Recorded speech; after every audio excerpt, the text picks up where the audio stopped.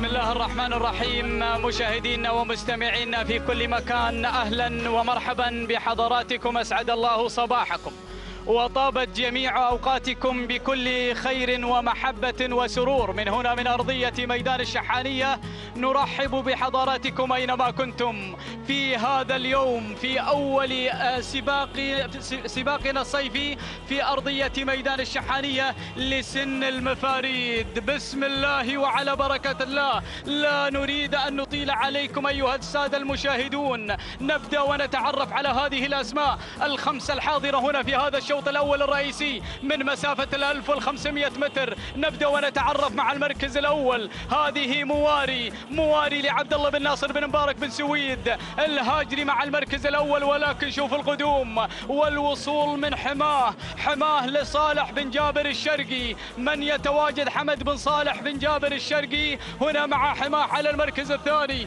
المركز الثالث الوصول والتقدم من نوضة المجمول بن سالم بن نايف الدوسري. أما المركز الرابع فالوصول والتقدم من أميرة هزاع بن حمد بن صالح بشريدة. أما المركز الخامس وصاحبة المركز الخامس حمية لسالم بن حمد بن مرسل بن فطيس. نعود إلى مقدمة الشوط، نعود إلى مواري مع المركز الأول، ولكن حماه هنا تحتمي هذا الشوط بكل جدارة. 400 متر أخيرة يا الشرقي. الله، حمد بن صالح الشرقي، الله الله الله، مع حماه مع الصدارة، مع مقدمة هذا الشوط تفصلها عن خط النهاية 200 متر. هذه بدون أي تعليمات، بدون أي أوامر. هذه حماه تحتمي هذا الشوط الأول الرئيسي. بكرة الشرقي مع الناموس مع الشوط الأول. أسعد الله صباحك يا الشرقي. حمد بن صالح بن جابر الشرقي على فوز حماه وتحقيقها بالمركز الأول في هذا الشوط الأول الرئيسي. المركز الثاني وصلت فيه مواري لعبد الله بن ناصر بن مبارك الهاجري. المركز الثالث تصل أميرة لهزاع بن حمد بن صالح بشريدة. أما المركز الرابع فالوصول من نوضة للمجمول بن سالم الدوسري. المركز الخامس تصل حمية لسالم بن حمد بن مرسل بن قطيس البري.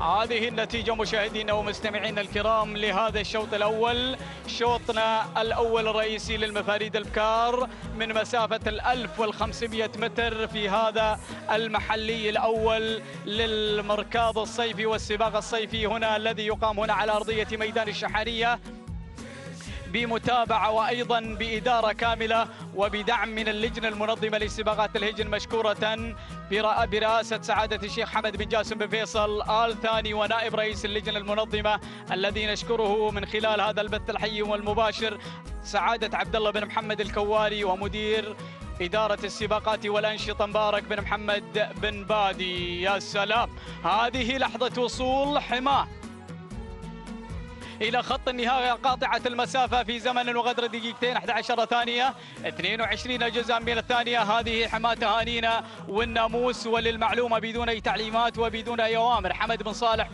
بن جابر الشرقي نهنيه في هذا الصباح وفي هذا الشوط الأول الرئيسي لهذا اليوم ولهذا السن. المركز الثاني وصلت مواري قطعت المسافة في دقيقتين 14 ثانية 77 جزءا من الثانية. الثانية موصولة لمالك مواري عبد الله بن ناصر بن مبارك بن سويد الهاجري، نهنيه على هذا الفوز. أما المركز الثالث دقيقتين 18 ثانية 26 جزءا من الثانية. هذه أميرة لهزاع بن حمد بن صالح أبو شريدة العذبة. تهانينا والناموس لك يا هزاع بن حمد أبو شريدة، والتهنئة أيضا للزميل حمد بن هزاع أبو شريدة على فوز أميرة بالمركز الثالث.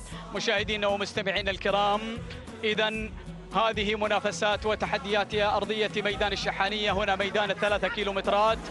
نعم، في هذا السباق الصيفي بسم الله وعلى بركة الله تتم انطلاقة شوطنا الأول الرئيسي للمفاريد القعدان من مسافة 1500 متر. ما شاء الله تبارك الله. نبدأ ونتعرف على مسلسل هذا الشوط والمراكز الخمسة الأولى المتواجدة فيه. القيادة والمقدمة هنا مشاهدينا الأفاضل، من يتواجد هنا مشاهدينا الكرام؟ سطوان لراشد بن شفيع. آلف هيده المري من يتواجد مع سطوان على المركز الأول. أما المركز الثاني من يتواجد على المركز الثاني يصل هنا شعار الشرقي، شعار حماه مع الأجدل لحمد بن صالح بن جابر الشرقي. ولكن شوف الوصول، شوف التقدم هنا من كفو عبد الله بن عامر بن حسن الجفالي النعيمي مع كفو يغير في هذه اللحظات إلى المركز الأول والمركز الرابع. من يتواجد هنا الكينج ناصر بن علي بن ثلاب بن جليميد الهاجري. وعلى المركز الخامس الله،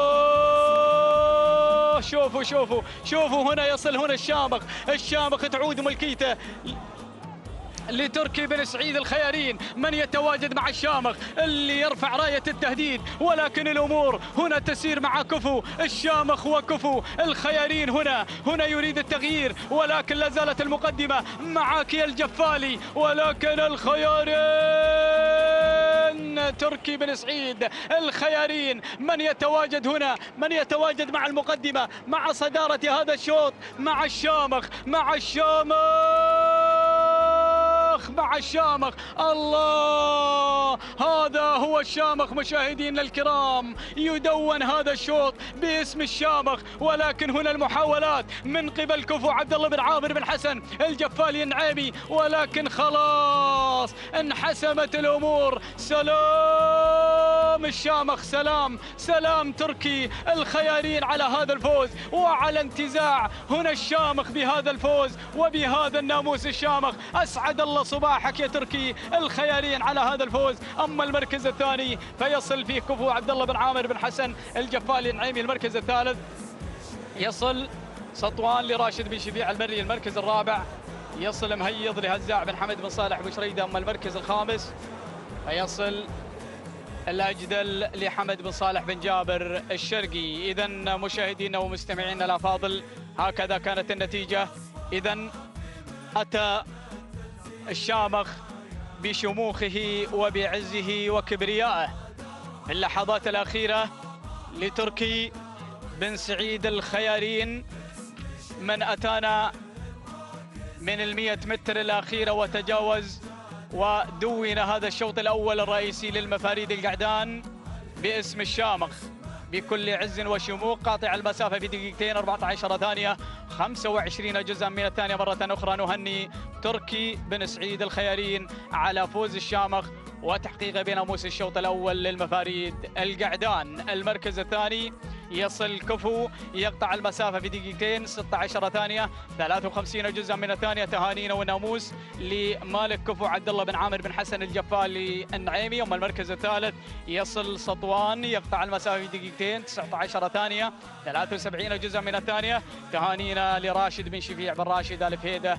المري. تهانينا والناموس لجميع الإخوة الفائزين. في هذه اللحظات مشاهدينا الكرام أحيل الكلمة إلى الزميل محمد بن طالب بن هليل للتعليق على هذا الشوط. أسعد الله صباحكم أيها المستمعين الأعزاء، السلام عليكم ورحمة الله وبركاته. هنا تجري استعدادات انطلاقات الشوط الثالث للإبكار المفاريد. نهني صاحب الشوط الأول الرئيسي صاحب حماه حمد بن صالح الشرقي لحصول حماه على المركز الأول، وثاني الأشواط ذهب مع الشامخ لتركي بن سعيد الخيارين. نرى هذا الشوط الثالث ونبدأ مع الصدارة ونبدأ مع حصانة لحمد بن صالح بن حمد. حصانة هنا حصانة حمد بن صالح بن حمد أبو شريده العذبة على الصدارة وعلى المقدمة. هنا نتواجد مع ثاني المراكز لكي نرى هنا وعد حمد بن زيد بن راشد آل بحيح المري يتواجد هنا على ثاني المراكز بتحديات وعد. ثالث المراكز تتواجد دوشة لهزاع بن حمد بن صالح أبو شريده العذبة.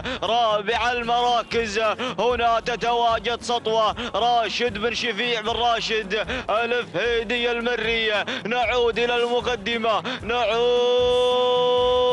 إلى هنا حصانة على المركز الأول وعلى الصدارة. نرى دوشة على ثاني المراكز، يصل هزاع بن حمد بن صالح أبو شريدة، ولكن نرى حصانة لا تتنازل عن الصدارة. هنا حصانة حمد بن صالح بن حمد أبو شريدة العذبة حتى هذه اللحظات بدون أي تعليمات تطلق، بدون أي تعليمات. نرى هنا حصانة ودوشة في صراع ثنائي أبو شريدة وأبو شريدة، ولكن حصانة تختم هذا الشوط. حصانة حمد بن صالح بن حمد أبو شريدة العذبة ثاني المراكز. كان القدوم من دوشة هزاع بن حمد بن صالح أبو شريدة العذبة ثالث المراكز. هنا وعد لحمد بن زيد بن راشد آل بحيح المري. ورابع المراكز السطوة راشد بن شفيع بن راشد آل فهيدي المري. التوقيت الزمني لحصانة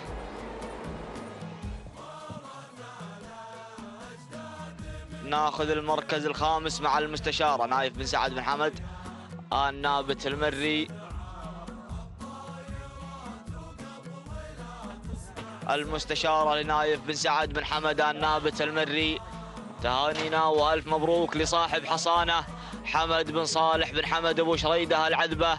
قطعت المسافة في دقيقتين 16 ثانية 93 جزءا من الثانية. تهانينا والف مبروك لحمد بن صالح بن حمد أبو شريدة العذبة ثاني المراكز. أتى الدوشة لهزاع بن حمد بن صالح أبو شريدة العذبة بتوقيت زمني دقيقتين 17 ثانية 40 جزءا من الثانية ثالث المراكز.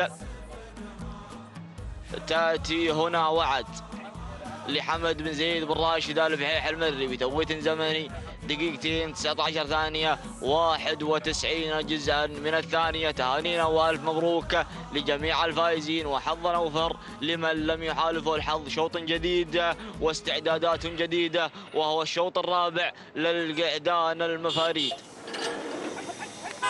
ينطلق الشوط الرابع بحفظ من الله ورعايته. هذا الشوط المخصص للقعدان المفاريد يحمل هذا الشوط 5 أسماء تتحدى على أرضية هذا الميدان. نبدأ مع الصدارة ونبدأ مع المقدمة.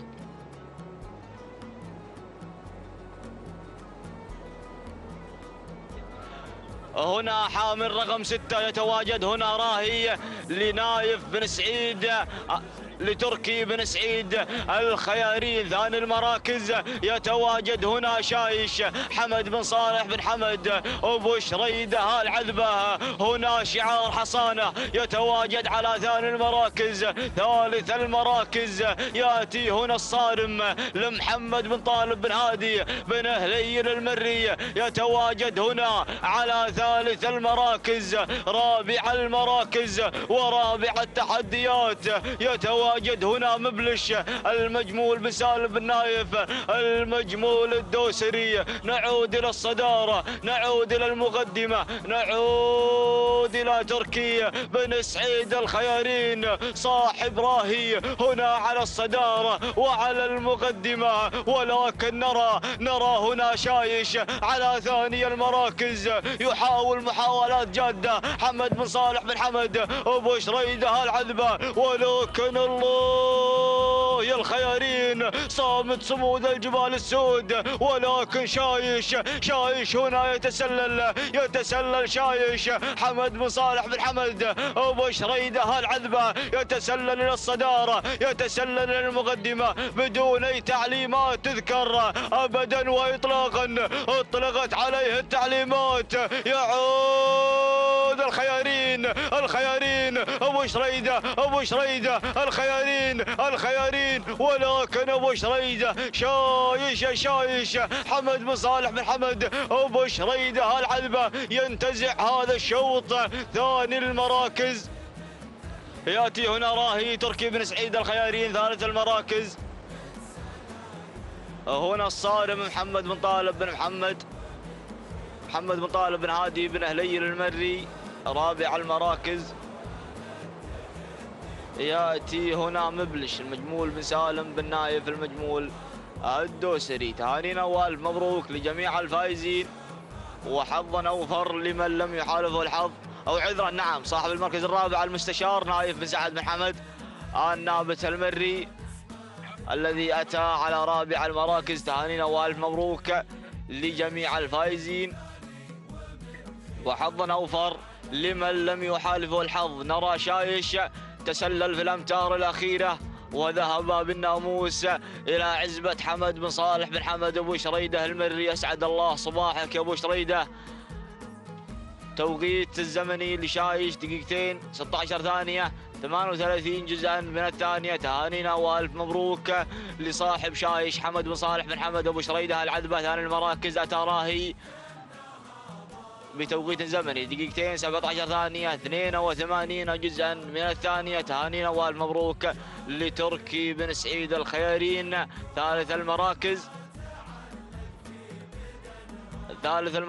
أتى هنا الصارم بتوقيت زمني دقيقتين 25 ثانية و68 جزءا من الثانية. تهانينا والف مبروك لمحمد بن طالب بن هادي بن هليل المري.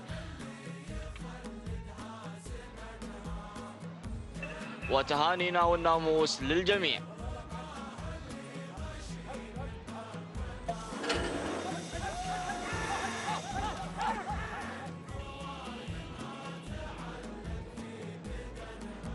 بسم الله الرحمن الرحيم، وعليه سبحانه وتعالى نتوكل ونستعين. تتواصل الانطلاقات والتحديات في أول سباق لهذا الموسم. ضربة البداية السباق المحلي الأول مع انطلاقة أشواط المفاريد في هذا المهرجان الصيفي. ينطلق على بركة الله وتوفيقه خامس الأشواط، وهذا شوط مخصص لسن المفاريد البكار من مسافة الكيلو والنصف. المقدمة مباشرة والبداية مع المزن بشعار السيد حمد بن صالح بن حمد أبو شريدة العذبة، يتقدم على ظهر المزن على المركز الأول. نقلتنا على المركز الثاني. تنطلق في هذه اللحظات ضوء بشعار مبارك بن محمد بن سالم الكربي، ينطلق مع ضوء على المركز الثاني، بينما النقلة إلى ثالث المراكز وإلى تحدي واندفاع غشمرة لصالح بن علي بن جابر المطوع المري، بينما المركز الرابع الانطلاق من قبل وداع لحمد بن زيد بن راشد آل بحيح المري، والمركز الخامس شعاري أيضا الانطلاق من قبل سرابة لمحمد بن عبد الله بن جار الله بن علي النابت. هذا النداء الأول، لنعود من بعده ونتحول إلى مقدمة هذا الشوط وإلى التحدي الذي يجمع مما بين ضوء وما بين المزن بشعار حمد بن صالح بن حمد أبو شريدة، صاحب نقطتين في هذا الصباح ويبحث عن الهاتريك أبو صالح في هذا الصباح، بينما الانطلاق والتحدي أيضا مع شعار مبارك بن محمد بن سالم الكربي يتقدم في هذه اللحظات إلى المقدمة وإلى الصدارة. وهذا التحدي الذي يجمع الاسمين على المركزين الأول والثاني 300 متر. النهاية قريبة. المركز الأول إلى وين؟ هل لشعار الكربي أم لشعار أبو شريدة؟ ولم تصدر التعليمات حتى الآن. المركز الثالث بعيد، ولكن خلاص انحصرت المنافسة وانحصر التحدي مما بين المركز الأول والثاني، وبدأ الرقص، بدأت الحركة. يا سلام، الانطلاق الأخير، التحدي المثير، ولكن غير أبو شريدة على ظهر المزن حمد بن صالح بن حمد أبو شريدة المري ليحقق بذلك الهاتريك. تهانينا والف مبروك. المركز الثاني كان من نصيب ضوء لمبارك بن محمد بن سالم الكربي، بينما المركز الثالث كان من نصيب وداع لحمد بن زيد بن راشد آل بحيح المري. المركز الرابع ود لراشد بن بطي بن محمد الحسن المري، بينما خامس المنطلقات كان من نصيب خطيرة لعلي بن حمد بن محمد الغضيض المري على خامس المراكز. هذه لحظات الانطلاق ولحظات التحدي، وملخص هذا الشوط يعرض على شاشة قناة الريان الفضائية.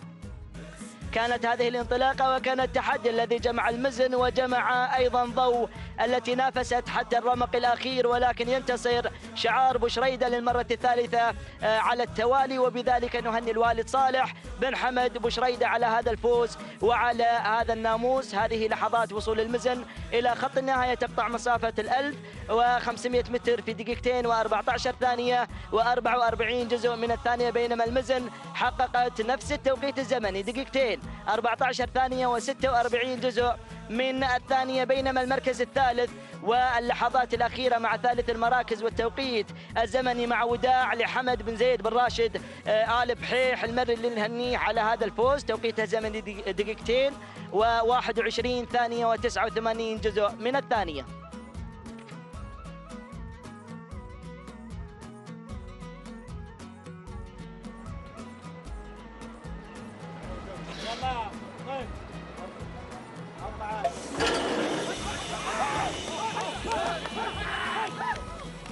تستمر الانطلاقات والفعاليات، ينطلق بحفظ الله ورعايته سادس الأشواط، وهذا شوط مخصص للمفاريد فئة القعدان من نفس المسافة الكيلو والنصف التي قررت من اللجنة المنظمة لسباقات الهجن المشكورة على هذا التنظيم الممتاز. ضربة البداية والمقدمة مع شعار أيضا زايد بن سعيد بن لجبع الخيارين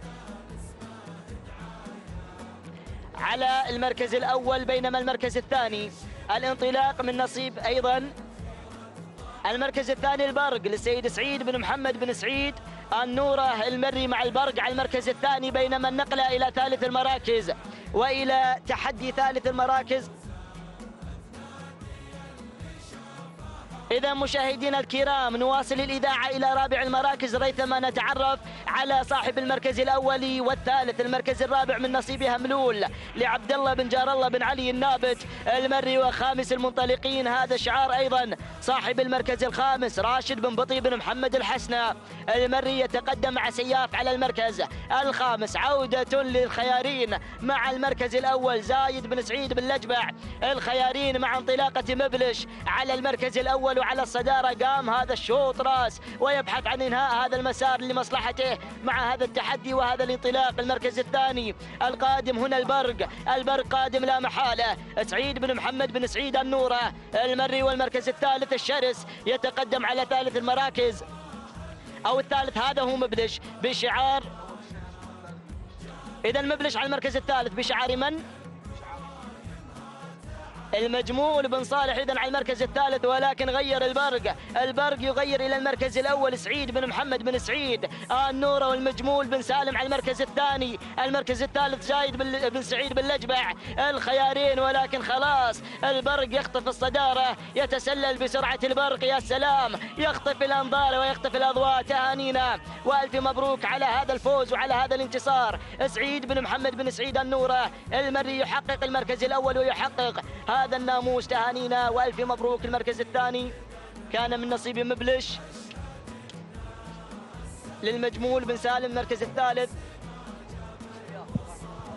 سياف لراشد بن بطي بن محمد الحسن المري. الرابع عن زايد بن سعيد بن لجبع الخيارين، بينما المركز الخامس كان من نصيب شاهين لمحمد بن طالب بن هادي بن هليل المري. التوقيت الزمني مشاهدينا الأعزاء مع لحظات ملخصي هذا الشوط السادس ولحظات وصول البرق إلى خط النهاية. قطع مسافة الكيلو والنصف في زمن وقدره دقيقتين و20 ثانية و41 جزء من الثانية، بينما المركز الثاني كان الوصول من قبل مبلش للمجمول بن سالم بتوقيت زمني وقدره دقيقتين و22 ثانية و31 جزء من الثانية، بينما المركز الثالث كان من نصيب سياف لراشد بن بطي بن محمد الحسن المري. قطع مسافة الكيلو والنصف في دقيقتين و23 ثانية و59 جزء من الثانية.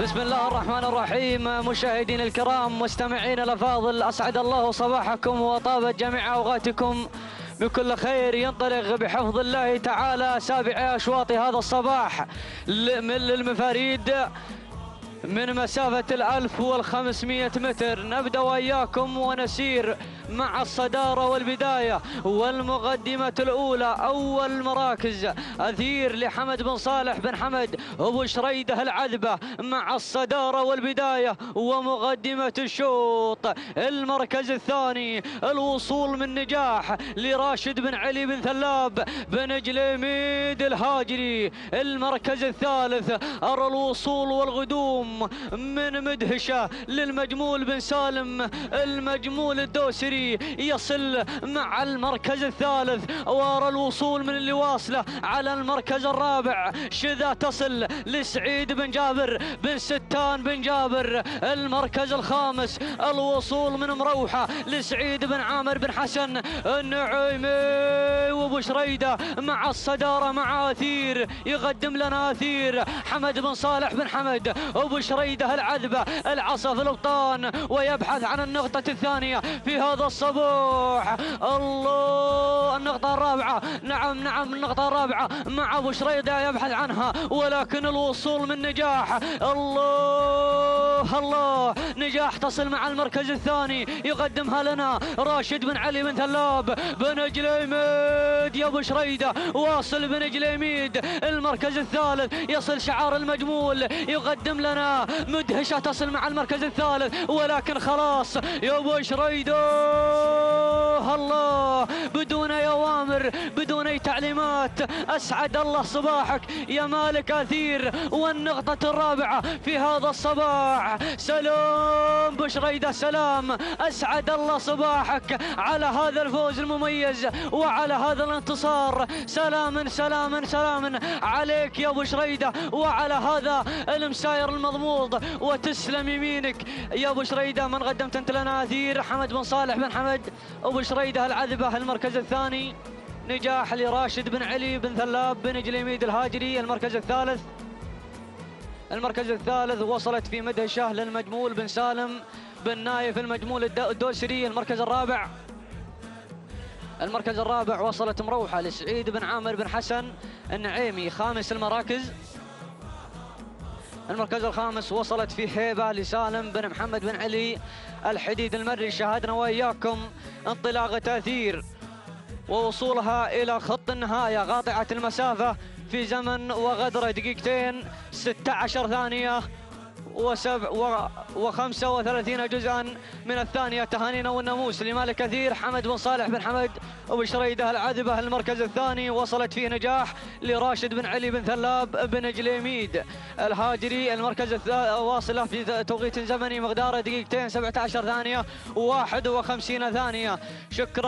شكرا لمالك نجاح راشد بن علي بن ثلاب بن جليميد وحصوله على المركز الثاني. المركز الثالث وصلت في مدهشة للمجمول بن سالم بن نايف المجمول الدوسري قاطعة المسافة في زمن وغدرة دقيقتين 18 ثانية 43 جزءا من الثانية. تهانينا والناموس لجميع الفائزين وحظنا وفر لمن لا يحالفه الحظ.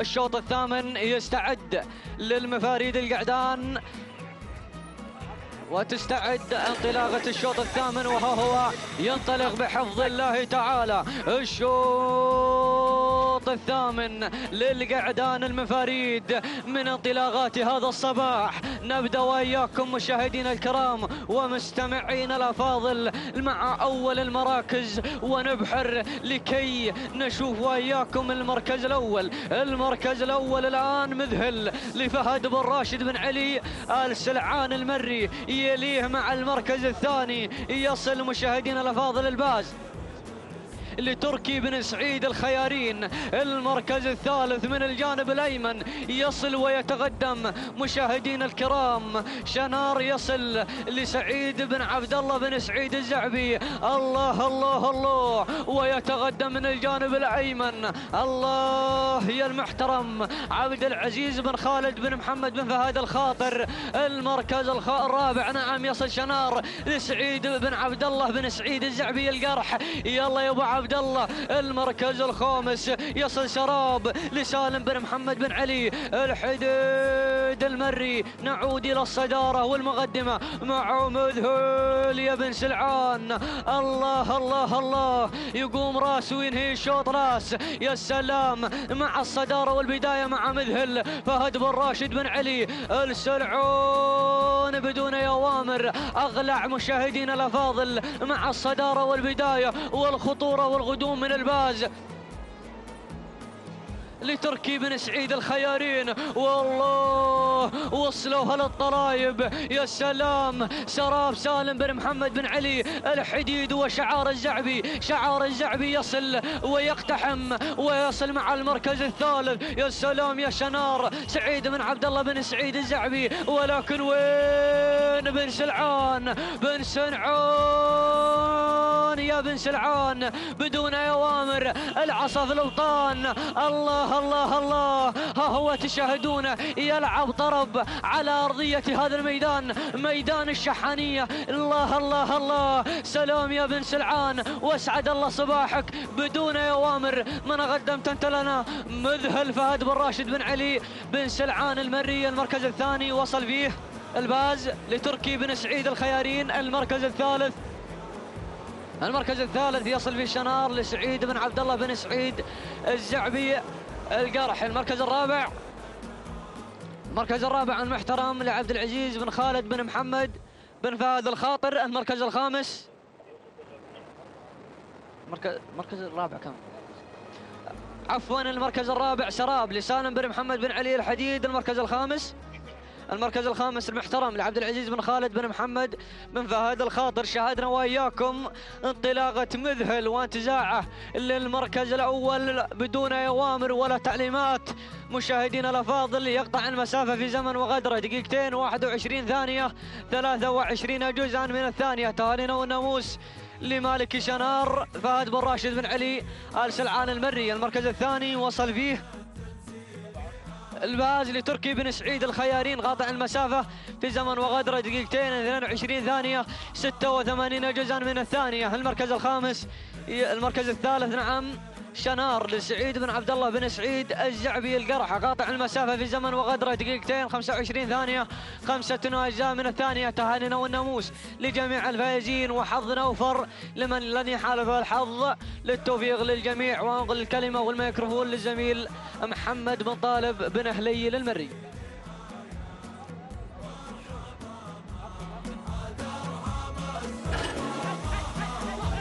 شكرا للزميل محمد بن علي الزعبي. هنا ينطلق الشوط التاسع بحفظ من الله ورعايته، وهذا الشوط مخصص للابكار المفاريد. ينطلق هنا بحفظ من الله ورعايته. نبدأ مع الصدارة ونبحر مع المقدمة لكي نرى براقة لسريع بن سعيد بن سريع سريع الشهواني هنا يتواجد على الصدارة وعلى المقدمة. ثاني المراكز تأتي هنا حظ لعلي بن حمد بن محمد الغضيض المري، يأتي هنا على ثاني المراكز وثاني التحديات. ثالث المراكز نرى هنا حاملة رقم 7 هبايب محمد بن مبارك بن محمد بن سالم الكربي هنا يتواجد على ثالث المراكز وثالث التحديات.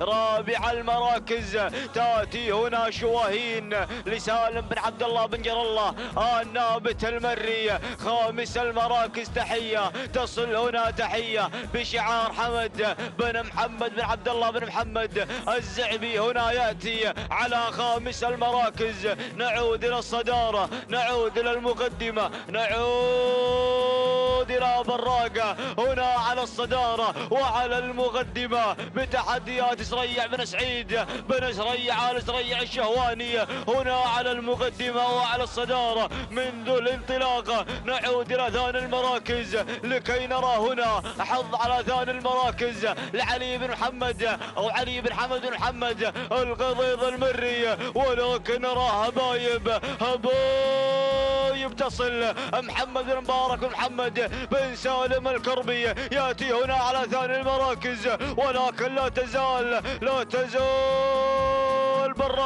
براقة على الصدارة. يصل الزعبي على رابع المراكز، ولكن الله براقة سريع بن سعيد بن سريع آل سريع الشهواني، ولكن نرى هبايب على ثاني المراكز، ولكن براقة يا براقة بدون أي تعليمات تذكر هنا على براقة والعصا في الابطان. تهانينا والمبروك لسريع بن سعيد بن سريع آل سريع الشهواني ثاني المراكز.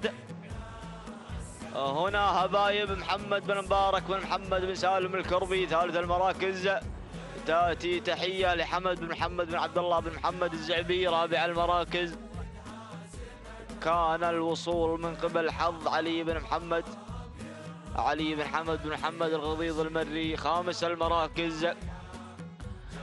الشيخ علي عبد الله بن خميس بن سعيد آل محمد. نرى هنا وصول هبايب أو براقة نعم لسريع بن سعيد بن سريع آل سريع الشاواني بدون أي تعليمات تذكر إطلاقا هنا على براقة بتوقيت الزمني دقيقتين 22 ثانية و25 جزءا من الثانية. تهانينا والف مبروك لسريع بن سعيد بن سريع آل سريع الشهواني ثاني المراكز. تأتي هنا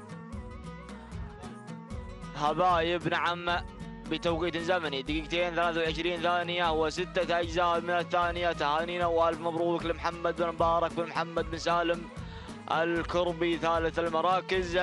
تتواجد هنا تحية بتوقيت زمني دقيقتين 23 ثانية 60 جزءا من الثانية. تهانينا والف مبروك لحمد بن محمد بن عبد الله الزعبية. وهنا حظ أوفر لمن لم يحالفه الحظ. شوط جديد يستعد للانطلاقة وهو الشوط العاشر للقعدان المفاريد الخامس للقعدان والعاشر في مجمع الأشواط. ينطلق هنا الشوط العاشر بحفظ من الله ورعايته. هذا الشوط للقعدان المفاريد وهو الشوط العاشر ينطلق هنا بحفظ من الله ورعايته. نتمنى للجميع التوفيق. نبدأ مع الصدارة ونبدأ مع عز الجيش لمحمد بن فرام بن عتيق آل بريد المري هنا على الصدارة، ولكن نرى الدخول والقدوم من عناد راشد بن بطي بن محسن راشد بن بطي بن محمد آل حسن المري هنا يتواجد على الصدارة وعلى المقدمة. ثاني المراكز يتواجد هنا عز الجيش لمحمد بن فرام بن عتيق آل بريد المري هنا يتواجد على ثاني المراكز، ولكن أتى مشعاب لسالم بن محمد بن علي آل حديد المري هنا يأتي على ثاني المراكز وثاني التحديات. ثالث المراكز نرى هنا شاهين يصل شاهين الزعبي عبد الله بن سعيد بن حمد الزعبي يصل هنا على ثاني المراكز وثاني التحديات. ثالث المراكز يصل هنا الهايش عبد الرحمن بن محمد الزعبي هنا يأتي على رابع المراكز ورابع التحديات. خامس المراكز يأتي عز الجيش محمد بن فرام بن عتيق آل بريد المري. نعود إلى الصدارة، نعود إلى عناد، نعود إلى راشد بن بطي بن محمد آل حسن المري يعاند الجميع وهنا يتربع على عرش الصدارة، ولكن يأتي مشعاب يضرب بيد من حديد على ثاني المراكز وثاني التحديات لسالم بن محمد بن علي آل حديد المري يتواجد هنا على ثاني المراكز، ولكن نرى شاهين عبد الله بن سعيد بن حمد الزعبي يتواجد على ثالث المراكز. نعود إلى عناد هنا على الصدارة وعلى المقدمة بدون أي تعليمات تذكر على عناد. تهانينا والف مبروك لراشد بن بطي بن محمد الحسن المري ثاني المراكز. أتى مشعاب لسالم بن محمد بن علي الحديد المري ثالث المراكز. يأتي شاهين عبد الله بن سعيد بن حمد الزعبي القرح وثالث المراكز أو رابع المراكز نعم عز الجيش محمد بن فرام بن عتيق آل بريد. وخامس المراكز هنا هايش لعبد الرحمن بن محمد الزعبي. تهانينا والف مبروك لجميع الفائزين وحظ أوفر لمن لم يحالفه الحظ. نتابع هذا الملخص للشوط الذي مضى ونتابع عناد الذي انتزع هذا الشوط بكل جدارة وبدون أي تعليمات تذكر على عناد بتوقيت زمني دقيقتين 23 ثانية و25 جزءا من الثانية. تهانينا والف مبروك لراشد بن بطي بن محمد آل حسن المري ثاني المراكز. يأتي هنا مشعاب بتوقيت زمني دقيقتين 23 ثانية 67 جزءا من الثانية. تهانينا والف مبروك لسالم بن محمد بن علي آل حديد المري ثالث المراكز. يأتي شاهين بتوقيت زمني دقيقتين 27 أو دقيقتين 29 ثانية و27 جزءا من الثانية. تهانينا والف مبروك لعبد الله بن سعيد بن حمد الزعبي، تهانينا والف مبروك لجميع الفائزين، وحظا أوفر لمن لم يحالفه الحظ. شوط جديد ويتواصل معكم الزميل هزاع وحمد بن هزاع أبو شريدة للتعليق والإذاعة. ترحيبنا يتجدد مشاهدينا ومتابعينا الكرام مع تواصل هذه الأشواط الصباحية في هذا السباق الصيفي الأول. كل الشكر للجنة المنظمة لسباقات الهجن على هذه البادرة الطيبة بإقامة هذه السباقات الصيفية. كل الشكر لأيضا نائب رئيس اللجنة سعادة عبد الله بن محمد الكواري، وأيضا مدير عام اللجنة المنظمة مبارك بن بادي النعيمي، وكل الأعضاء القائمين وكل أعضاء اللجان القائمين على هذه السباقات. نتواصل معكم ومع هذا الشوط، الشوط 11 المخصص للمفاريد الابكار، وضربة البداية مع شعار بن حنظل يتقدم على ظهر وداع لسالم بن صالح بن حنظل الطلاب. الفهيدي يتقدم مع وداع على المركز الأول. ننتقل للمركز الثاني. التقدم في هذه اللحظات من قبل هجر لمسفر بن محمد بن مسفر بن محميد الجربوعي. المركز الثالث تتقدم أمجاد بريك بن طالب بن هادي بن هليل المري، وتتسلل بدورها إلى المركز الثاني. المركز الرابع شعار البريدي يتقدم مع بروق جار الله بن جابر بن حمد بن حسين البريدي، بينما المركز الخامس انطلاقة من قبل هيبة لسالم بن عبد الله بن جار الله النابت المري. نعود إلى الصدارة وإلى الانطلاق الأول مع وداع، من ودعت الجميع بهذا الأداء الممتاز. سالم بن صالح بن حنظل آل طلال الفهيدي أيضا شعار مميز، تميز بالأسماء الكبيرة، تميز بسيد وبمشهور وبمشهورة، وها هو يقدم نجمة جديدة لهذه العزبة، عزبة بن حنظل، مع انطلاقة وداع وتحدي وداع. ولكن دير بالك الجماعة قادمين على المركز الثاني مع انطلاقة أمجاد بريك بن طالب بن هادي بن هليل، وأيضا البريدي على ظهر بروق جار الله بن جابر بن حمد بن حسين البريدي. ولكن خلاص ودعتهم وداع، قالت باي باي لكل المشاركات مع هذا الانطلاق. نقطة ذهبية تضاف لهذا الشعار الممتاز، شعار بن حنظل سالم بن صالح بن حنظل الطلاب الفهيدي، من يقدم أمجاد، من يقدم وداع في هذا الشوط. تهانينا وألف مبروك، هنيالك على هذا المال الطيب وعلى هذا الناموس الممتاز. المركز الثاني كان من نصيب أمجاد بريك بن طالب بن هادي بن هليل المري. المركز الثالث بروق لجار الله بن جابر بن حمد بن حسين البريدي. المركز الرابع شعاري بن محميد على ظهر هجر مسفر بن محمد بن مسفر الجربوعي. المركز الخامس ندى لعبد الرحمن بن محمد بن عبد الله بن محمد الزعبي، هي التي حققت خامس المراكز. عودة إلى ملخص هذا الشوط، الملخص لهذا الشوط وأيضا لانطلاقة وداع، من قامت هذا الشوط راس وأنهت هذا الشوط بفارق ممتاز وبأداء أيضا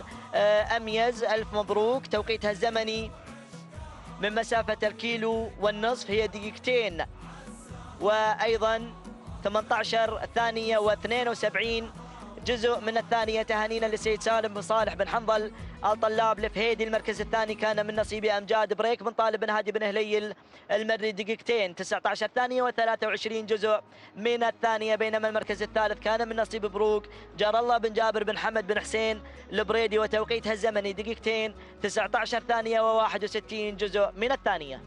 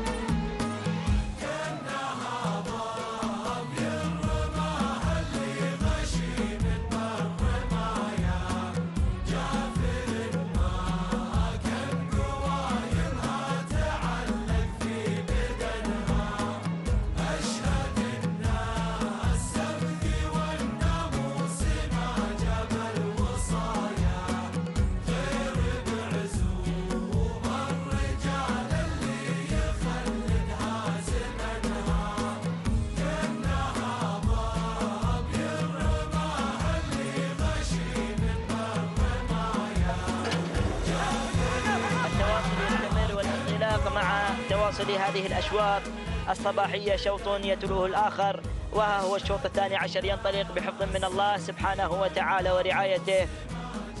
شوط مخصص للمفاريد القعدان من نفس المسافة الكيلو والنصف بمشاركة 6 أسماء. نتمنى التوفيق لكل المشاركين. نبدأ مباشرة مع البداية والمركز الأول مع انطلاقة صاحب المركز الأول اللي هو مبلش لسالم بن محمد بن حمد بن لنقح المري مع مبلش على المركز الأول، بينما المركز الثاني للحظات لنتعرف على المركز الثاني والمركز الثالث. نقلة مباشرة إلى رابع المراكز. شعار الزعبي يتقدم على رابع المراكز مع انطلاقة الصقيل لعبد الرحمن بن محمد بن عبد الله بن محمد الزعبي مع الصقيل على المركز الرابع والمركز الخامس. الانطلاق من خامس المراكز من قبل هذا المتحدي على خامس المراكز. أيضا شعار الزعبي يتقدم على خامس المراكز. عودة إلى الصدارة، نعود إلى المركز الأول وإلى شعار بن لنقح على ظهر مبلش سالم بن محمد بن حمد بن لنقح المري. يتقدم المشاركين في هذا الشوط يبحث عن نقطة في هذا السباق المحلي الأول الصيفي للمفاريد، ولكن شوف الانطلاق، شوف التحدي أيضا من الجانب الأيمن.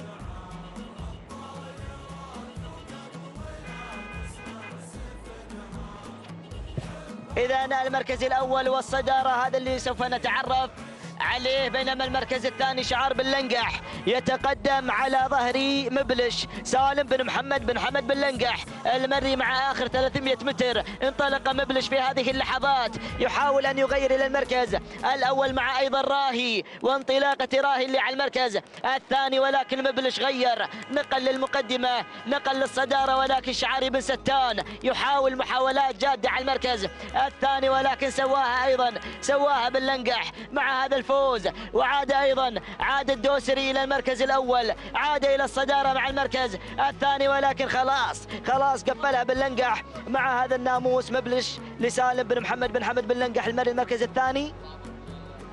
ضابط بن سلطان الدوسري أهالي الخريب اللي جو على المركز الثاني، بينما المركز الثالث كان من نصيب عز الجيش اللي أيضا يحيى بن شفيع الفهيدي اللي جاء على المركز الثالث. المركز الرابع كان من نصيب شعار الزعبي على رابع المراكز، بينما المركز الخامس عندك يا ابو علي المركز الخامس اللي هو الصقيل لعبد الرحمن بن محمد بن عبد الله بن محمد الزعبي. تابعنا الملخص ولحظات وصول مبلش إلى خط النهاية. قطع مسافة الكيلو والنصف في 2:20 ثانية و4 أجزاء من الثانية. المركز الثاني كان من نصيب أيضا ضابط بن سلطان الدوسري على ظهري راهي، من قطع المسافة في 2:20 ثانية و26 جزء من الثانية. بينما المركز الثالث كان من نصيب عز الجيش للسيد يحيى بن شفيع الفهيدي اللي جاء على المركز الثاني 2:25 ثانية و58 جزء من الثانية.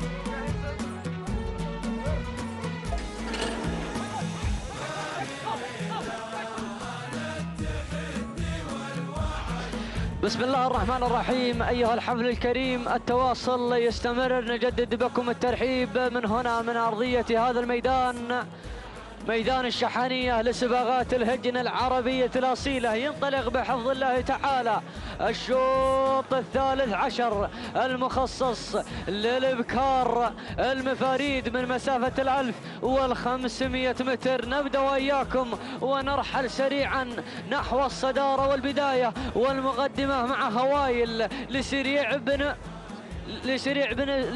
بن سعيد آل سريع الشهواني المركز الثاني، المركز الأول.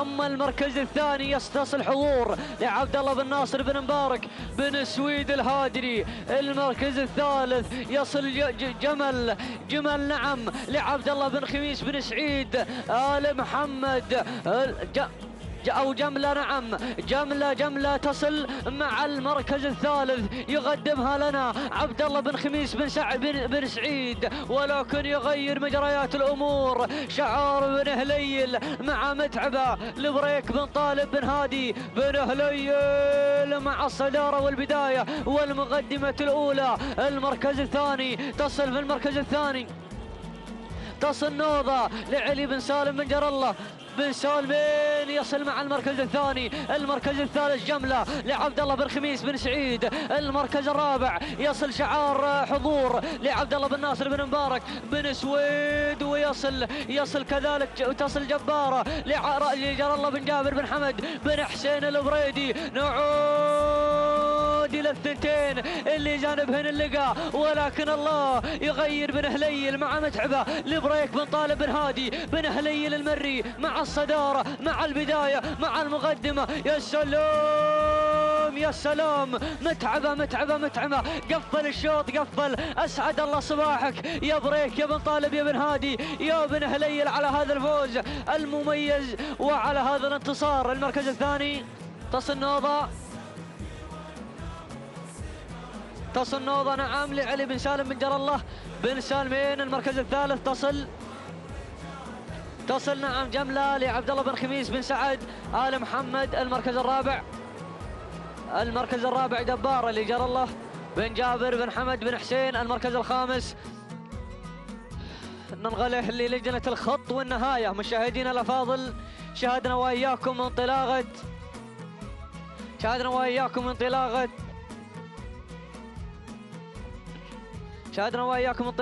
متعبة لبريك بن طالب بن هادي بن هليل المري قاطعة المسافة في زمن وغدره 2 16 ثانية 3 أجزاء من الثانية.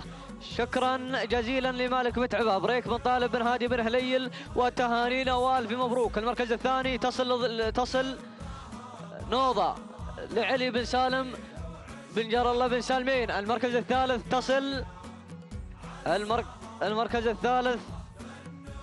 الثالث جملة لعبد الله بن خميس بن سعيد آل محمد قاطعة المسافة في زمن وغدره 2 22 ثانية 40 جزءا من الثانية. تهانينا والناموس لمالكي متعبة بريك بن طالب بن هادي بن هليل المري، وتهانينا والناموس لجميع الفائزين، وحظنا اوفر لمن لحالف الحظ. الشوط الرابع عشر يستعد للقعدان المفاريد من مسافة 1500 متر في انتظار انطلاقة هذا الشوط الرابع عشر. يستعد نعم،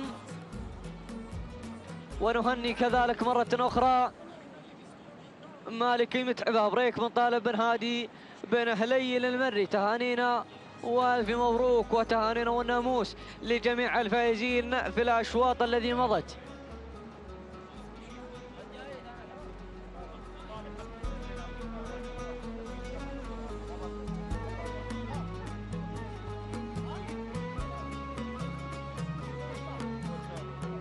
ونهني صاحبة الشوط الأول الرئيسي حماه لحمد بن صالح الشرقي، ونهني كذلك صاحب الشوط الرئيسي الشامخ لتركي بن سعيد الخيارين. ها هو من انتزعوا الشوطين الرئيسيين الأوليين نعم، وفي انتظار هذا الشوط وينطلق بحمد الله تعالى الشوط الرابع عشر المخصص للقعدان المفاريد من مسافة 1500 متر. نبدأ وإياكم مشاهدينا الأفاضل ونبحر إلى الصدارة لكي نأخذ المركز الأول. المركز الأول الصدارة مع الحصيني لعلي بن شفيع بن علي آل فهيده المري. المركز الثاني يصل قناد لجار الله بن جابر بن حمد بن حسين البريدي. المركز الثالث يصل مشاهدينا الكرام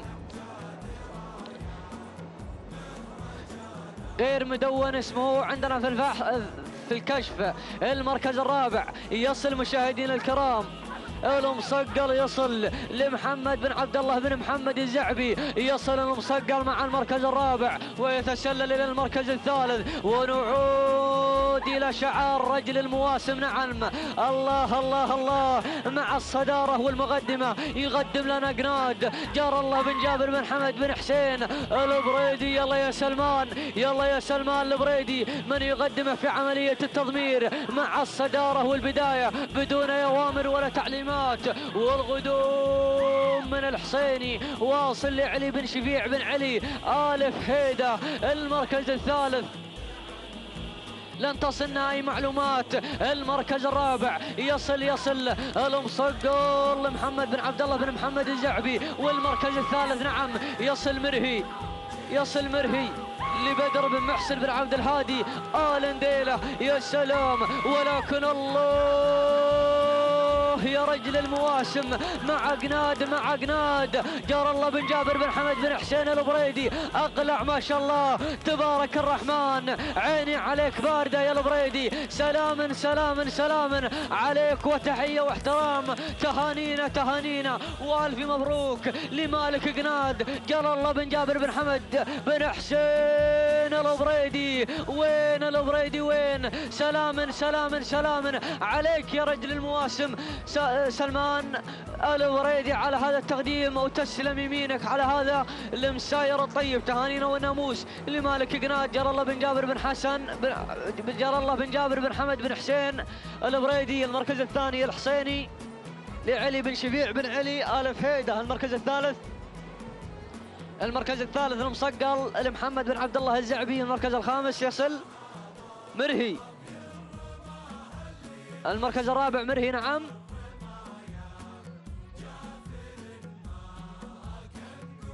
لبدر بن محسن بن عبد الهادي من ديلة.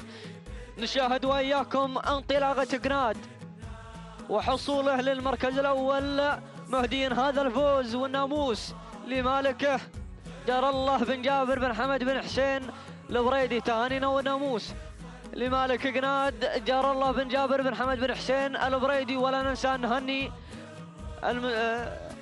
من قدمه لنا سلمان البريدي قاطع المسافة في زمن وغدرة 2 17 ثانية 4 أجزاء من الثانية. تهانينا والناموس لمالك قناد جار الله بن جابر بن حمد بن حسين البريدي. المركز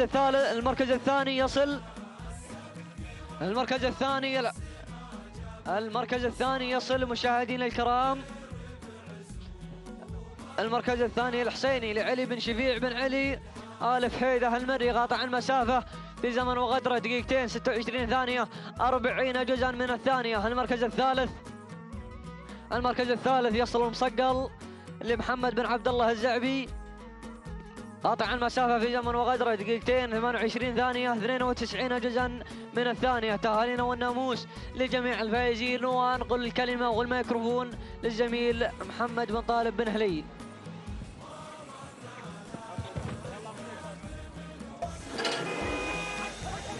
شكرا للزميل محمد الزعبي. ينطلق الشوط الخامس عشر بحفظ من الله ورعايته، وما تبقى إلا 5 أشواط على نهاية هذا اليوم.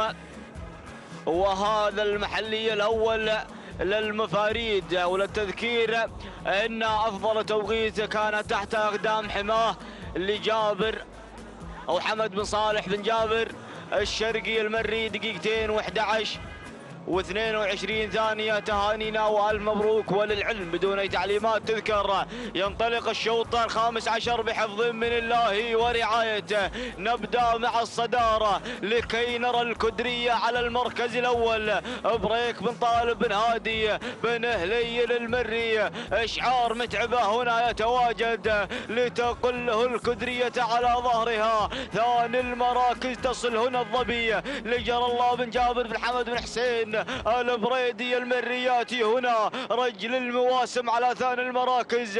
ثالث المراكز سباير سالم بن محمد بن حمد اللنقح المري ياتي هنا على ثالث المراكز.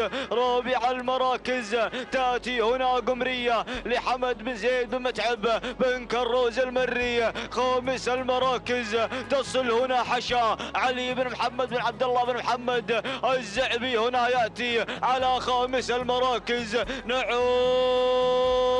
إلى الكدرية، نعود إلى الكدرية على الصدارة، ولكن نرى الظبي هنا، ويأتي بن كروز، يأتي بن كروز بتحديات قمرية على ثاني المراكز، ولكن لا تزال الكدرية، لا تزال الكدرية على الصدارة وعلى المقدمة. يا سلام الله، قمرية والكدرية، قمرية والكدرية في صراع ثنائي. قمرية هي الأقرب، قمرية هي الأقرب، الكدرية على ثاني المراكز. قمرية سلام يا بن كروز، سلام يا بن كروز. ينتزع الشوط الخامس عشر بتحديات قمرية. حمد بن زايد بن متعب بن كروز المري ثاني المراكز. تأتي هنا الكدرية، بريك بن طالب بن هادي بن هليل المري ثالث المراكز. سباير سالم بن محمد بن حمد اللنقح المري ثالث أو رابع المراكز. نعم الظبي جرى الله بن جابر بن حمد بن حسين البريدي خامس المراكز. حشا علي بن محمد بن عبد الله بن محمد الزعبي. تهانينا والف مبروك لصاحب قمرية حمد بن زايد بن متعب بن كروز المري. قطعت المسافة في دقيقتين 16 ثانية 23 جزءا من الثانية. تهانينا والف مبروك. ثاني المراكز أتتنا الكدرية بتوقيت زمني دقيقتين 16 ثانية 68 جزءا من الثانية. تهانينا والف مبروك لبريك بن طالب بن هادي بن هليل المري ثالث المراكز.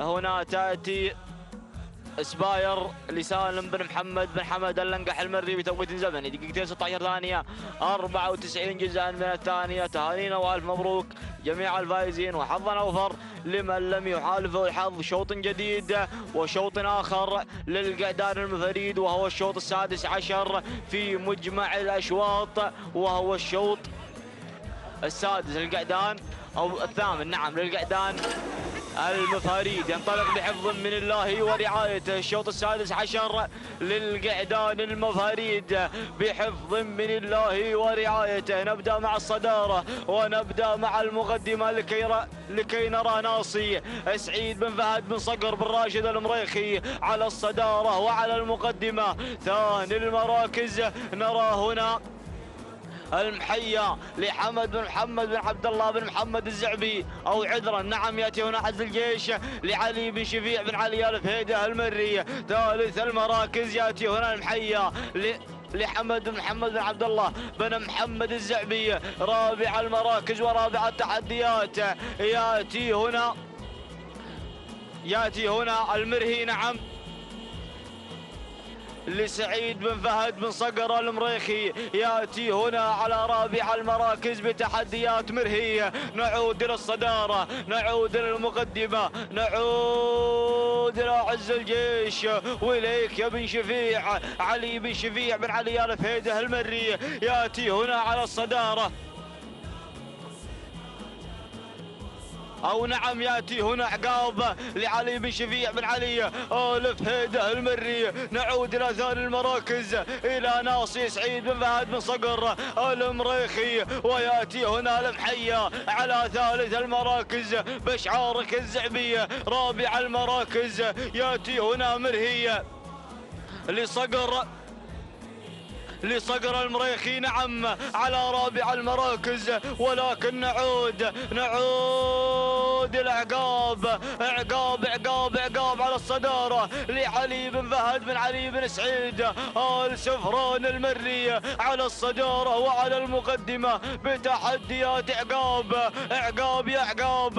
هنا يأتي علي بن فهد بن علي بن سعيد سفران المرية، ولكن نرى القدوم الناصية ناصي المريخي. ولكن قفل الشوط عقاب علي بن فهد بن علي بن سعيد سفران المري. تهانينا والف مبروك لصاحب عقاب علي بن فهد بن علي سفران المري. ثاني المراكز ناصي سعيد بن فهد بن صقر بن راشد المريخي. ثالث المراكز ياتي هنا المحيا حمد بن محمد بن عبد الله بن محمد الزعبي. رابع المراكز ياتي هنا المرهي لسعيد بن فهد بن صقر بن راشد المريخي ايضا على رابع المراكز. تهانينا والف مبروك جميع الفائزين، وحظا اوفر لمن لم يحالفه الحظ. التوقيت الزمني ولحظة وصول عقاب إلى النهاية، قطع المسافة في دقيقتين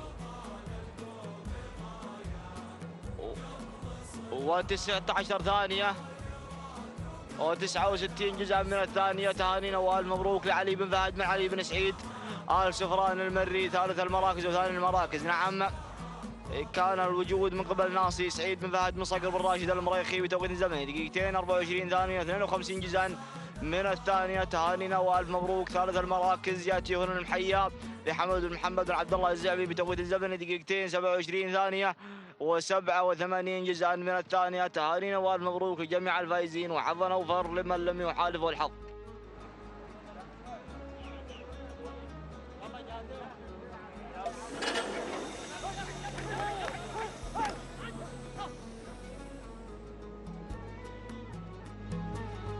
التواصل يستمر والانطلاق مع تحديات هذا الصباح وتحديات السباق التمهيدي الأول الصيفي لسن المفاريد في هذا اليوم الموافق 7 من شهر يونيو لعام 2019. ينطلق هذا الشوط وتنطلق معه الأمنيات والطموحات. نتمنى التوفيق للجميع. البداية مباشرة والصدارة مع شعار ضابط بن سلطان بن ضابط الضابط الدوسري من يتقدم على ظهر دمعة على المركز الأول. المركز الثاني ننتقل في هذه اللحظات لشعار راشد بن علي بن ثلاب بن جليميد الهاجري، ينطلق مع أيضا شقرة على المركز الثاني، بينما التسلل والانقضاض من قبل ثمينة لفرج بن طالب بن هادي بن هليل المري يتقدم مع ثمينة على المركز الثاني. المركز الرابع في هذه اللحظات الكايدة لعلي بن حمد بن محمد آل بحيح المري مع الكايدة على المركز الرابع. وخامس المنطلقات معنا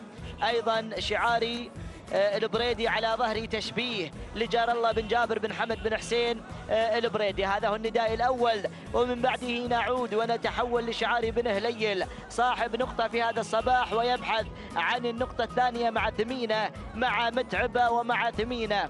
فرج بن طالب بن هادي بن هليل المري يتصدر المشهد في هذه اللحظات، ولكن المركز الثاني دمعة أهالي الخريب قادمين على ظهر دمعة ضابط بن سلطان بن ضابط ضابط الدوسري. والمركز الثالث الله يا سلام، انطلق الجميع مع آخر الأمتار. الثالث الكايدة علي بن حمد بن محمد آل بحيح المري، ولكن بن هليل بن ضابط بن هليل دمعة وثمينة ودمعة. واللحظات الأخيرة يا سلام 200 متر ما بين دمعة وما بين ثمينة على المقدمة. دمعة تحاول على المركز الثاني، ولكن خلاص بن هليل يحقق النقطة الثانية على التوالي. هنيالك على هذا الناموس وعلى هذا الفوز والانتصار. تهانينا والف مبروك. المركز الثاني كان من نصيب دمعة لضابط بن سلطان بن ضابط الدوسري. المركز الثالث الكايدة لعلي بن حمد بن محمد آل بحيح المري. رابع المنطلقات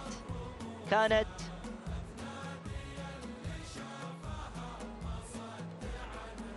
الجرهدية لعلي بن محمد بن عبد الله بن محمد الزعبي. والخامسة كانت شقرة لراشد بن علي بن ثلاب بن جليميد الهاجري. عودة إلى ملخص هذا الشوط وإلى لحظات وصول ثمينة إلى خط النهاية مقلة لشعار فرج بن طالب بن هادي بن هليل المري، وبذلك يحقق النقطة الثانية لهذا الشعار في هذا الصباح. قطعت مسافة 1500 متر في توقيت زمني وقدره دقيقتين و16 ثانية و45 جزء من الثانية، بينما المركز الثاني كان مع دمعة لضابط بن سلطان بن ضابط الدوسري دقيقتين 17 ثانية و9 أجزاء من الثانية. تهانينا والف مبروك. بينما المركز الثالث كان من نصيب صاحبة المركز الثالث اللي هي الكايدة لعلي بن حمد بن محمد آل بحيح المري. الكايدة قطعت التوقيت الزمني في دقيقتين و20 ثانية و33 جزء من الثانية. تهانينا والف مبروك لجميع الفائزين.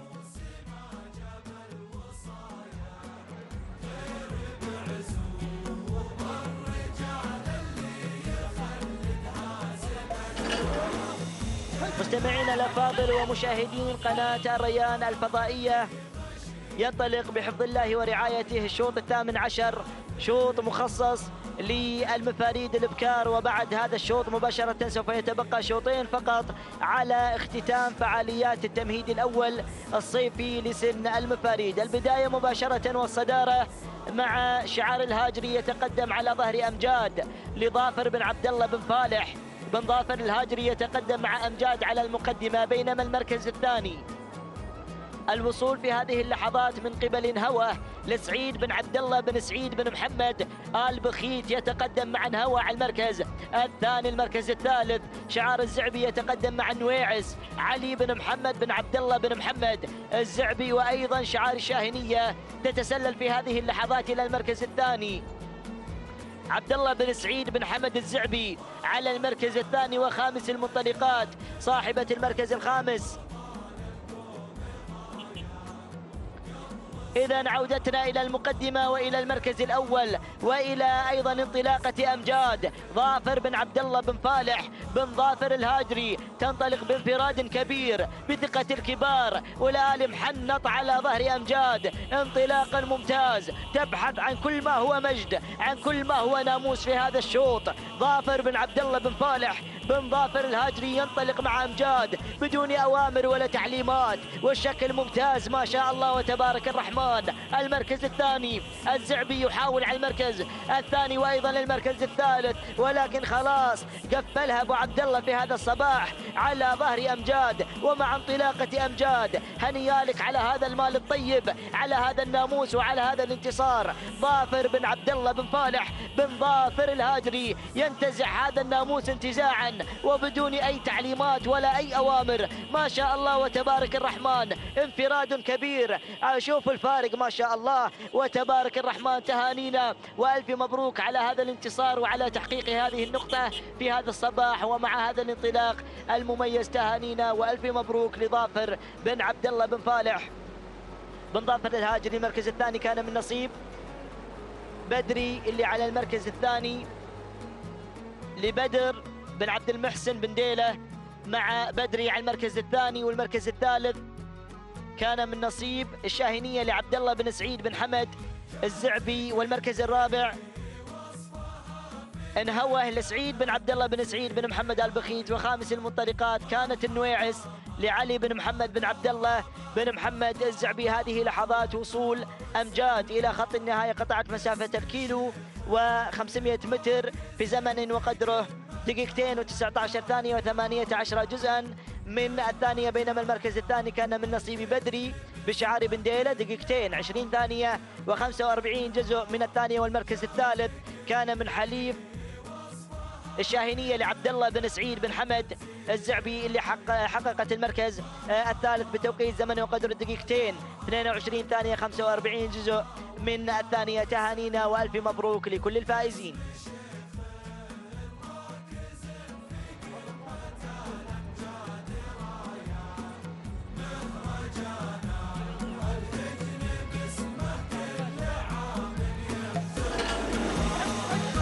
بسم الله الرحمن الرحيم. مشاهدينا الكرام ومستمعينا الافاضل، التواصل يستمر من هنا من ارضيه هذا الميدان، ميدان الشحانية لسباقات الهجنة العربية الأصيلة الذي يحمل في هذا الصباح سن المفاريد، نعم، من مسافة 1500 متر.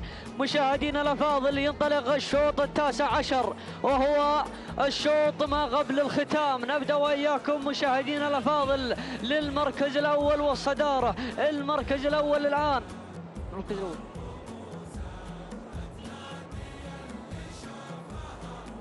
المركز الأول لم تصلني معلومة.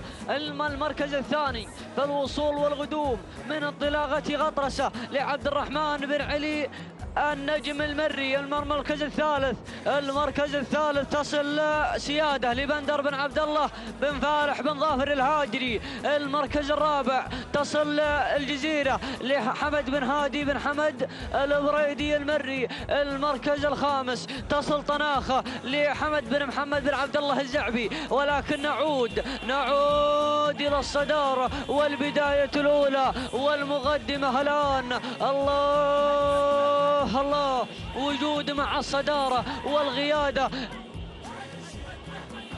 لعبد الله بن محسن بن عبد الهادي بن نديله، ولكن يغير مجريات الامور. بن نجم يغير مجريات الامور. غطرسه تغير مجريات الامور لعبد الرحمن بن علي النجم. المركز الثاني يبو يصل الاعصار البحري مع المركز الثاني. الله الله الله،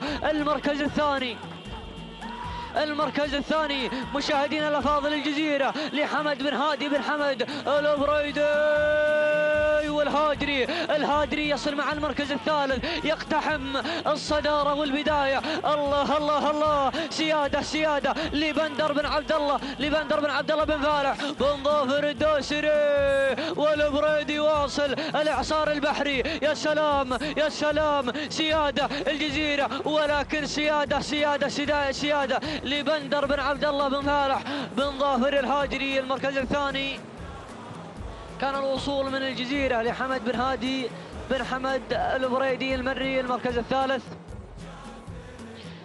الثالث وصلت قطرسة لعبد الرحمن بن علي النجم المري. المركز الرابع وصلت وجود لعبد الهادي بن عبد الله بن نديلة. نعم، المركز الرابع أو المركز الخامس مشاهدينا الأفاضل وصلت طناخة لحمد بن محمد بن عبد الله الزعبي. شاهدنا وإياكم لحظات سيادة ووصولها عند الأمتار النهائية.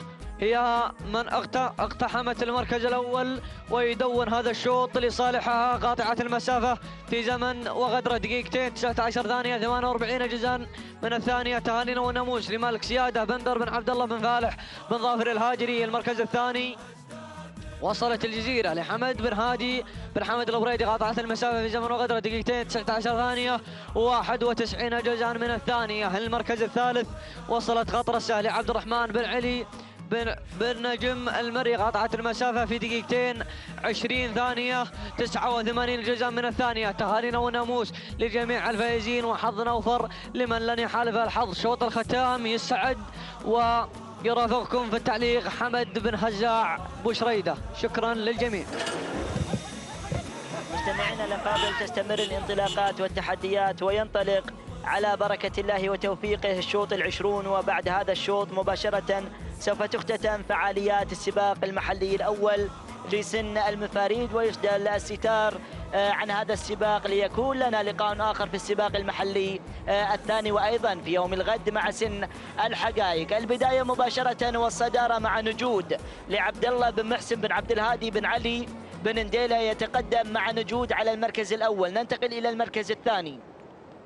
المركز الثاني في هذه اللحظات الوصول من قبل غرام لناصر بن علي بن ثلاب بن جليميد الهاجري مع غرام على المركز الثاني. المركز الثالث قناده لظافر بن عبد الله بن فالح بن ظافر الهاجري، يبحث عن النقطة الثالثة مع انطلاقة قناده على المركز الثاني. المركز الرابع القادمة على رابع المراكز سكر لراشد بن سعيد بن جوهر بن سعد الفيصل مع سكر على رابع المراكز. والخامسة أيضا زملوقة قادمة لحمد بن محمد بن عبد الله بن محمد الزعبي. نعود إلى الصدارة، نعود إلى حيثما تتواجد نجود عبد الله بن محسن بن عبد الهادي بن علي بن ديلة، تتقدم بهذا الشكل الجميل وبهذا العرض الممتاز بدون أوامر ولا تعليمات. عطني الفارق مصورنا، ما شاء الله وتبارك الرحمن، فارق كبير ما بين نجود وما بين أيضا قريناتها في هذا الشوط الثاني. الهاجري قادم على ظهر قناده، يتحرك الآن ظافر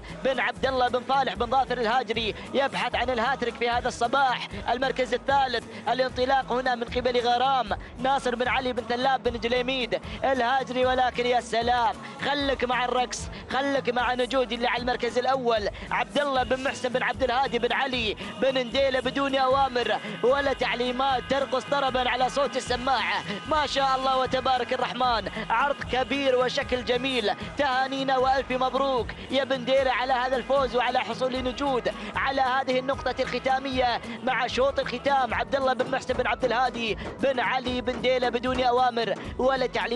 المركز الثاني كان من نصيب قناده لظافر بن عبد الله بن فالح بن ظافر الهاجري. الثالثة كانت سكر لراشد بن سعيد بن جوهر بن سعد الفيصل. المركز الرابع غرام لناصر بن علي بن ثلاب بن جليميد الهاجري، وخامسا كانت زملوقة لحمد بن محمد بن عبد الله بن محمد الزعبي. لحظات أيضا نتابع الملخص وملخص شوط الختام ولحظات فوز نجود وانتزاعها لهذه النقطة.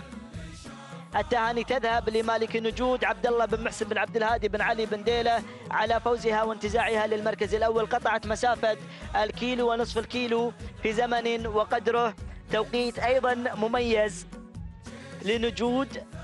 كما نتابع دقيقتين و15 ثانية و22 24 جزء من الثانية. تهانينا لعبد الله بن محسن بن عبد الهادي بن علي بن ديلة. المركز الثاني كان من نصيب قناده ظافر بن عبد الله بن فالح بن ظافر الهاجري، دقيقتين 16 ثانية و97 جزء من الثانية. بينما المركز الثالث كان من نصيب سكر لراشد بن سعيد بن جوهر بن سعد الفيصل. قطعت المسافة سكر مسافة 1500 متر في زمن وقدر الدقيقتين 21 ثانية و45 جزء من الثانية. إلى هنا مشاهدينا ومتابعين قناة الريان الفضائية نكون قد وصلنا إلى ختام هذا السباق. هذا هو أيضا الجدول يعرض على أنظاركم. صاحبة الشوط الرئيسي حماه لحمد بن صالح بن جابر الشرقي، وهي أيضا صاحبة أفضل توقيت دقيقتين و11 ثانية و22 جزء من الثانية. بينما صاحب الشوط الرئيسي للقعدان كان الشامخ لتركي بن سعيد بن لجبع الخيارين الهاجري. إذن هذا هو الجدول يعرض على حضراتكم. 20 شوط. تهانينا وألف مبروك لكل الفائزين، وحظ أوفر لمن لم يحالفه الحظ في هذا الصباح. إلى الملتقى إن شاء الله في يوم الغد.